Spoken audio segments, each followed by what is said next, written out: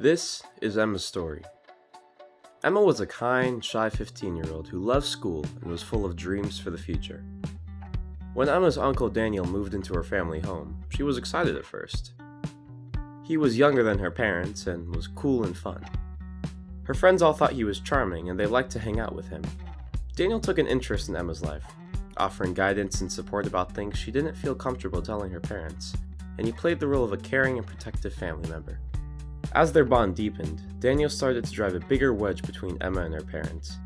He convinced her that they wouldn't understand and she would get in trouble if they knew some of the decisions she had made. Emma, yearning for his acceptance and approval, became increasingly dependent on Daniel. Daniel manipulated Emma's emotions.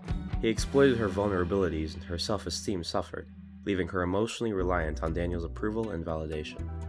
Finally, Daniel began preying on Emma. He started buying her designer items and taking her out on shopping sprees. Emma kept all this secret from her parents, as Daniel had told Emma not to tell anyone about the special treatment she was receiving. It wasn't long before Daniel started suggesting that Emma owed him and started asking for something from her. He manipulated Emma into letting him take nude photos of her to sell on the dark web. Using her vulnerabilities as leverage, the photos became more and more explicit over time. Emma was unknowingly sex trafficked at the hands of her own family. Trapped in a cycle of manipulation and control, she felt isolated and unable to escape. A perceptive teacher at Emma's school noted subtle changes in her grades and behavior and suspected that something was happening at home. The teacher had received training on recognizing the signs of grooming, and as a mandated reporter, she took immediate action. She called the police and reported her suspicions to the national hotline. Law enforcement investigated and Daniel was arrested and charged.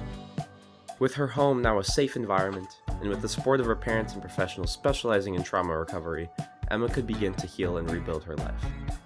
Anyone can be trafficked, even at home. Know the warning signs to watch for to help prevent situations like this from happening to anyone else. You have to know what trafficking is before you can stop it. Get the info you need at setmefreeproject.net. Trafficking stops with me.